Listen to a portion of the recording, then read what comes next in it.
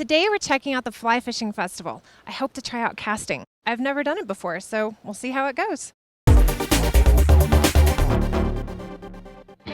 What got me passionate about fly fishing?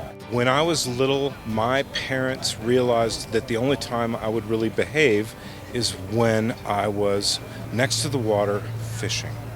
This is our 7th annual Duranglers Fly Fishing Festival, and what it's about is basically a celebration of the sport. The secret is just like going to Carnegie Hall, practice, practice, practice. It's kind of like art, kind of like painting. Learning to cast is something you keep doing your whole life. You keep getting better.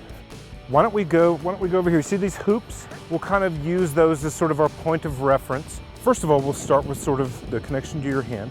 Keep that thumb on top, and you want to put your thumb sort of right up here in sort of the smaller portion of the grip, and then you just sort of let the pad of your hand rest in this sort of contour right there. You can basically right about where it feels comfortable. What we're going to be doing is we're going to be throwing the weight of this line. The line is weighted and very specifically tapered so that it rolls out with this sort of beautiful kinetic energy that's kind of like making turns on skis and just feels good.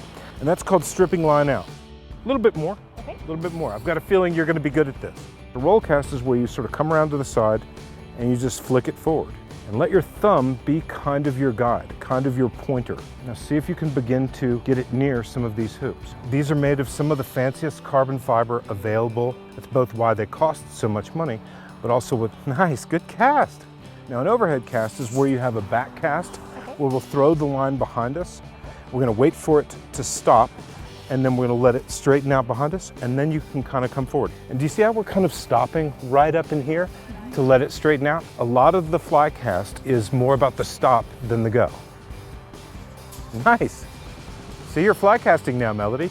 You are now already a threat to fish everywhere. In a lot of the Southwest, you can wade upstream behind them. The fish tend to face upriver, so you can scramble up the river and you just drop it in there sort of quietly. And the trick is to wade long and cast short. I'm Melody Walters. Thank you for watching FourCornersTV.com.